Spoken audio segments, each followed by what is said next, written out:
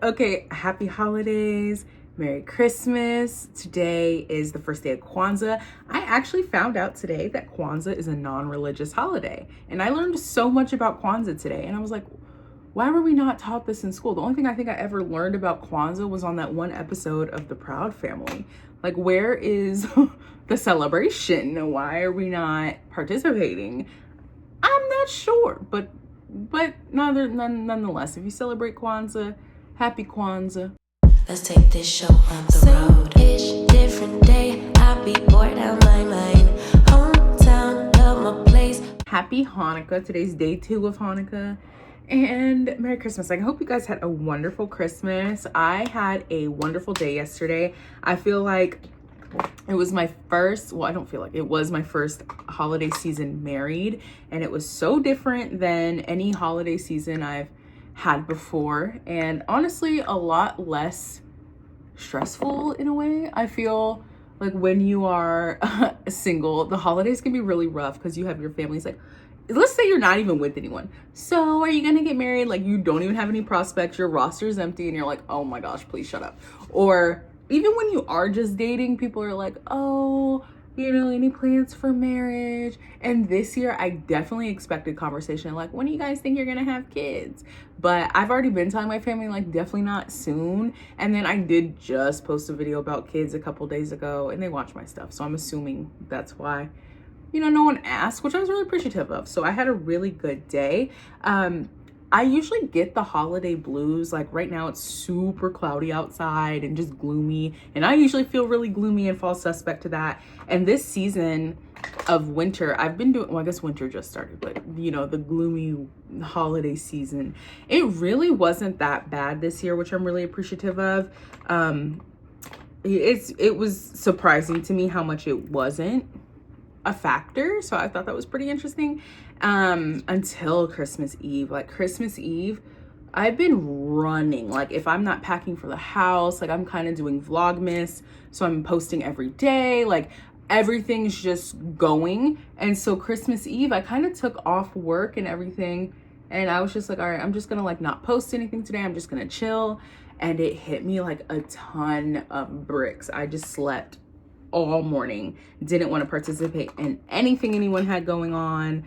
I was just over the whole thing. And I'm super sentimental. Like I'm like, you never know how long we have with people and love everybody. This year, I don't know what it was. I just wanted to stay in my bed and sleep all day. Like that's all I wanted to do. Then that's obviously not what I could do. So I had to rally. And usually when I feel like that and I rally, it's kind of like, okay, well, you know, you go to the function and you start to like feel the energy and it feels fine. No, that did not happen to me Christmas Eve or Christmas Day at all. It was super tough in that sense. Like my social battery was at 0 and I already have social anxiety. I rebuke it in the name of Jesus. Maybe next year I won't, but right now I do. And I just didn't want to deal like with anybody, and no one was even doing anything crazy. But like, you know, like your wild family members, like I couldn't even deal with that. Like I was like, please, like take me home. And I was like, I told Dre, I was like, I'm gonna do my best not to be insufferable, but I have no promises. This is a difficult situation. So other than that, it was great. It was really nice to like get a glimpse of our future too. Like when I woke up, I'm gonna stop saying like so much. Don't hold me to it. When we woke up yesterday, we just got to do the presents thing privately, just our presents between each other. And then we got to get the kids together. Like they had their own little presents. By kids, I mean Birkin and Corona. And they enjoyed their morning and they got really big breakfast, and we didn't really do much breakfast. Yeah, so it was just really nice to get a glimpse to like see what the future is going to be, because ideally one day we'd be hosting Christmas at our place, at our house. So just seeing what that could look like was really cool. And just being not alone Christmas morning was cool, because usually it's like, you're alone Christmas morning and you're just kind of like, okay, I guess if you have someone, you're like, okay, I'm just going to hang out until I go to someone's house, or you have to kind of make it magical. But it's really nice to be with like a partner that helps. So I always pray for you guys. And you know, there's so many, every time I post about my new marriage and stuff, everyone's like telling me the phase of dating they're in, and I'm always like, you guys are my prayers. Legit, Dre and I pray over you guys all the time. We do. I mentioned one time recently, I'm like, I'm not gonna forget how long I had to like pray for this. So, you know, there's stuff happening in February. I guess that's like in a month. We start our singles group thing in the DMV area, which I'm really excited about.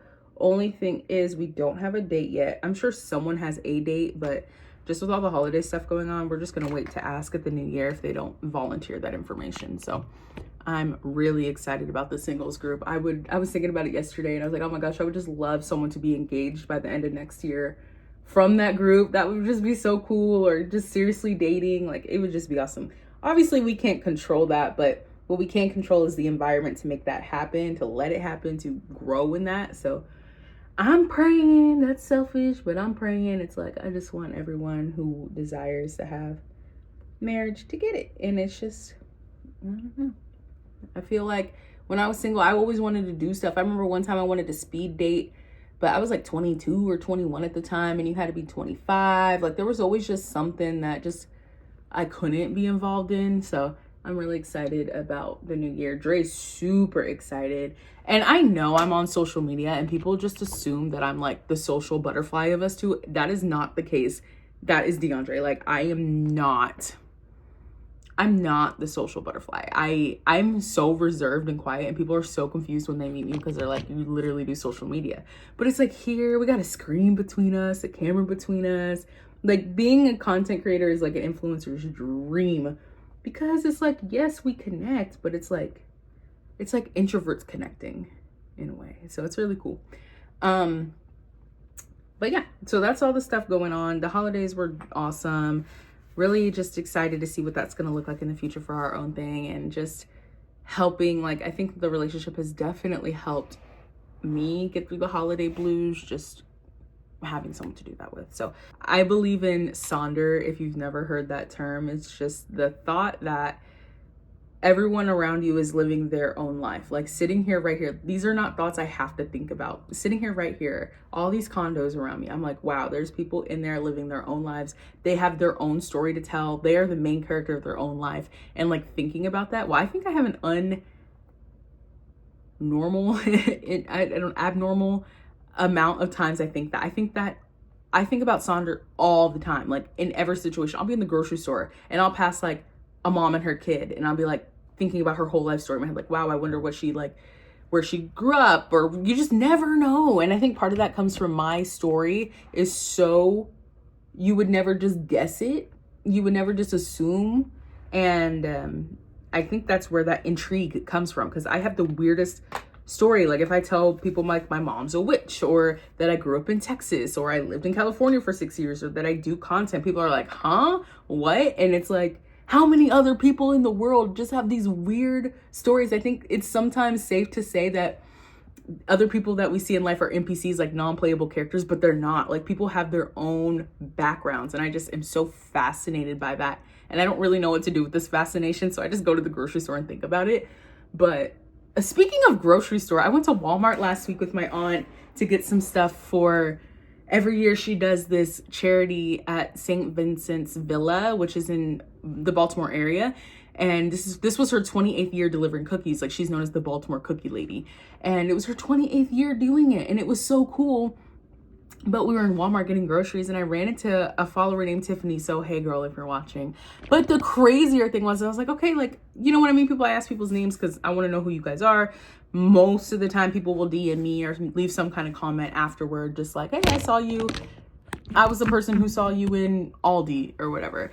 When Tiffany messaged me, I recognized her profile picture. I was like, oh my gosh, because this girl has been following me forever. Like, that is so special. That happened to me twice this year. The other time that happened this year was a girl named Anna. Hey, Anna. I didn't even know. She's either related or super, super close with my podcast co-host, Lisa. And I'm like, what are the chances, like, someone who's been following me for actual years, they, like, have entered my sphere in some way. It's so funny. So, it's just awesome. Like, it's just cool.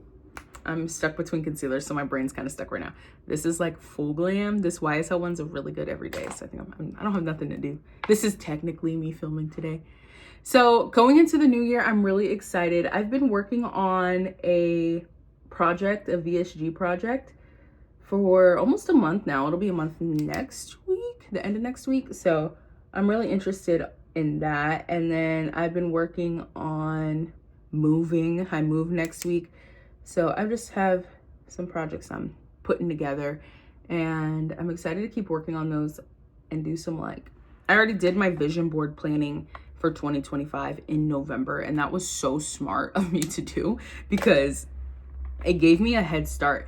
And there are so many people who are like, you don't need to wait till the new year to live your dreams or whatever. I'm like, but there's an energy in the air when it's a new year. It's like there's new opportunity. The book's unwritten, the chapter's unwritten. You could just pour into the year. Like the year's a clean slate, and that's kind of how it feels. And I love that. But this year I was like, I'm going to give myself a month to prepare because I do want to start some things, maybe not even the new year. A lot of my New Year's resolutions, I actually started December 4th of this year. So it's just, I have so much momentum built up in me, and I'm so ready to just jump into the next year because I feel like I gave myself a running start. And this is not to say feel bad if you did not give yourself a running start, but this time next year, really consider that. Remember what I'm saying and just think about pre-planning. Something I talk about recently is how companies, they always have the next 9 to 12 months of their businesses mapped out, ready to go, planned or in production. They're ready to go. If Fenty's dropping something in the summer, it's already in production somewhere. They've already had meetings about it. It's already being produced or on schedule to be produced somewhere. So it's just not that our lives are businesses, but obviously businesses continue to run, and as an individual we continue to run. And once I started really getting in that mindset of being so far ahead, it really helped shape my life. And not from a professional standpoint, but just as a human, having projection. In the church they call it vision. What is the vision for your life? What is the vision you've been given? Having these very clear outlooks of where your life is going is so important. And a lot of my friends here have seen my life where I have just kind of been flown by the wind, no plans, no nothing. And life just happened to work out. And so I've had this notion and this thought, okay, if life just keeps working out by just throwing it at the wind, what if I gave it to God and was like, hey, I'm kind of doing things, you're kind of guiding me, and it's kind of working out. What if we put some intention behind this? Let's see where we can go. So that's kind of my 2025. It's actually really it was my 2024 because it was no longer just about me. I was dating DeAndre, and then after we got married, I was definitely I can't just keep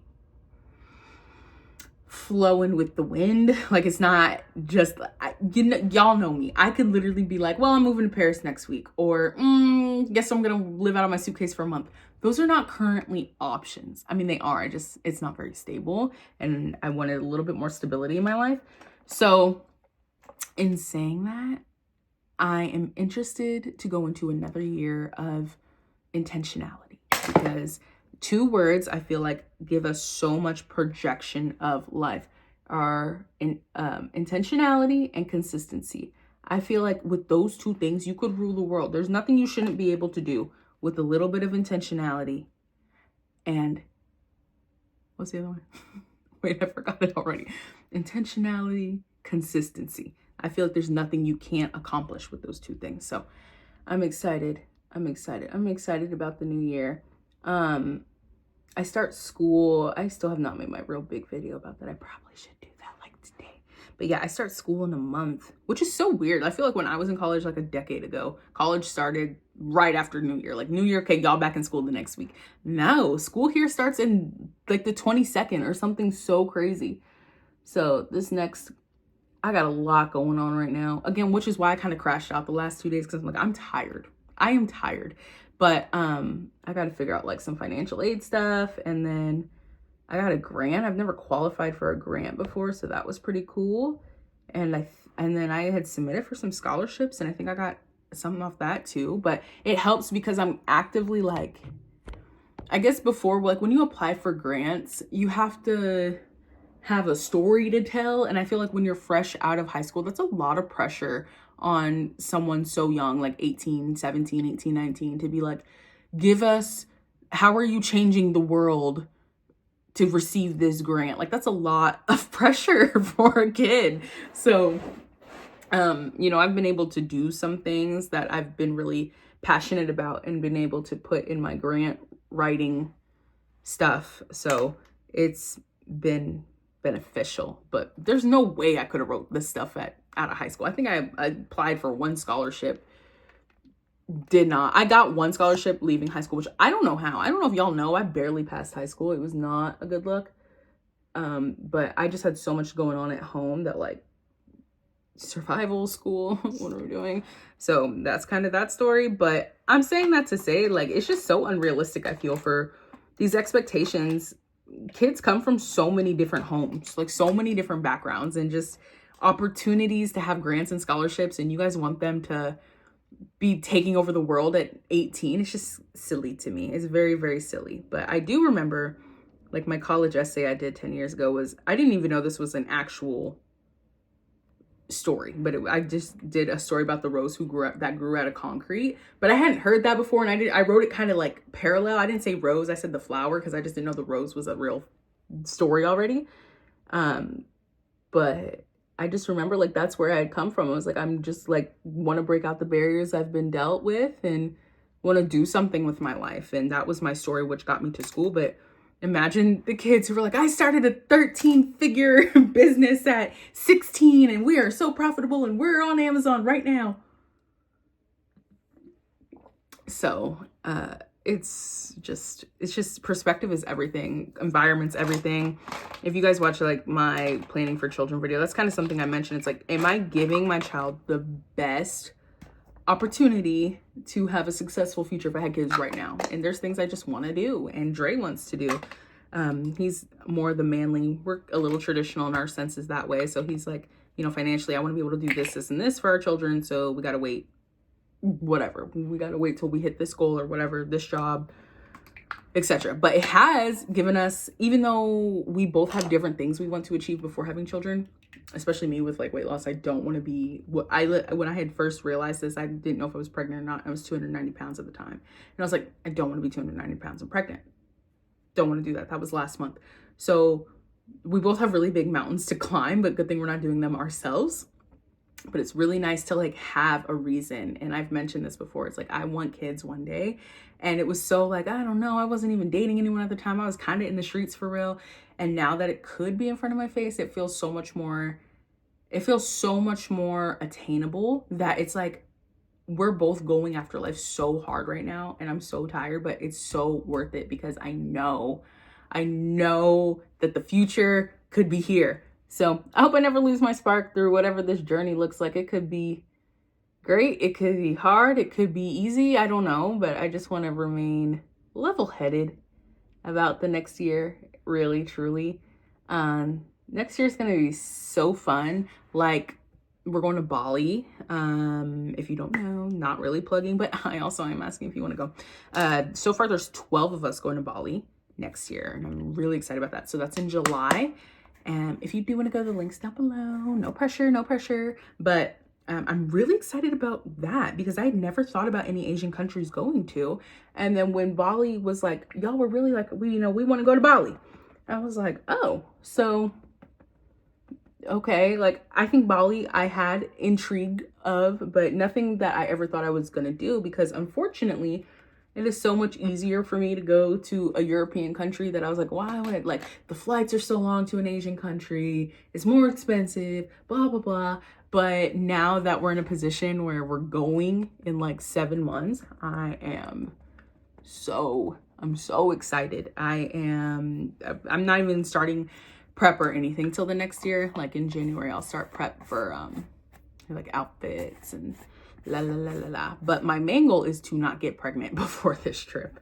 That is a goal I have, because we are mainly careful, except for, we learned a really valuable lesson in November. Let me speak very clearly. The valuable lesson is, you don't control nothing. You don't control anything about your body. You may think you know what's going on. Anything can happen at any given moment. So if you don't want any possibility to happen, don't even try it. That's the lesson we learned last month, very harshly. So now I'm like, okay, cool.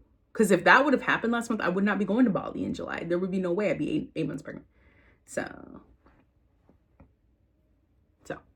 I'm really just excited for that trip. And then I think what else I got going on? Oh, I'm turning 30 next year. I think we're going on a cruise, our friends.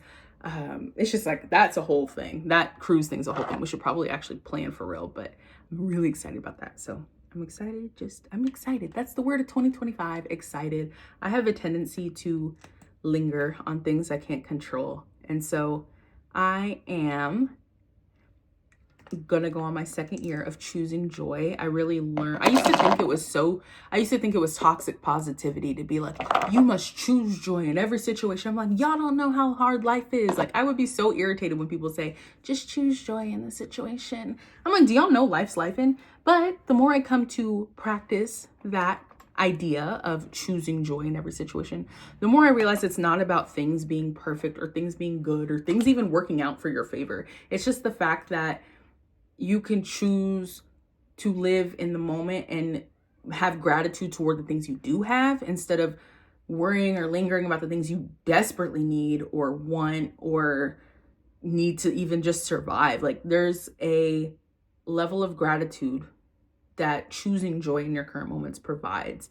And I am proud to say that 2024, I was able to experience that joy. Thank you, Jesus. I was able to experience what it truly meant to just have joy. And maybe I'm working on the joy. Maybe right now it's contentment. And maybe in the next year we can find more of the joy. That's what I'm working on with God right now. Like, I'm no longer irritated at the situation. But joy is a strong word. But I'm working on it. So I'll let y'all know next year, like the little updates of where I am with that. But that is something I'm really working on. It's just, it's okay. It's okay with all the bad to focus on the good. And if the good today is your roof over your head and you're running water, then let's celebrate that and let's be with that. And I used to just think that was so toxic positivity, but the more I've lived it, the more I'm like, okay, these are good things as well. So that's my little update. I don't think I'm really finished my makeup, but I don't want to waste y'all's time. I got nothing really else left to say. I'm just going to pop on some mascara and go do my hair. But I hope you guys have a wonderful new year. I'm gonna see you guys. Can we also, before I go, tell me how you feel about hauls? Because I was over hauls a little bit. You guys don't seem to hate the hauls. Those have actually been doing really well. But just let me know like where you are with it. I would love to know your ideas. I have fun with it. I do have fun with it. But I just want to know. So, all right, talk to you guys later. Bye. Tokyo, Brazil.